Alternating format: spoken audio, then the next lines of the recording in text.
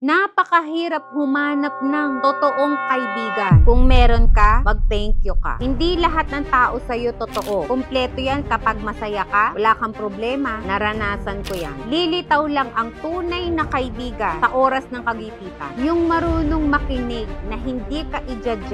Tutulong yan kahit walang kapalit. Kaya sila nagiging parte ng buhay mo dahil ginagabayan ka nila sa panahon na nakakalimutan mo ang sarili mo. Madalas hindi natin napaparamdam kung gaano tayo ka-thankful sa kanila. Kaya sa simpleng thank you o pag-a-appreciate, malaking bagay na yun. Sa lahat ng magandang bagay na ginawa nila sa'yo, isang simpleng thank you at appreciation, ipakita at iparamdam mo ang pasasalamat habang nakakasama mo sila. Treasure every moment kasi bihira na ang mga ganitong klase ng tao sa mundo. Thank you for being the person whom I can share my tears and fears without hesitation.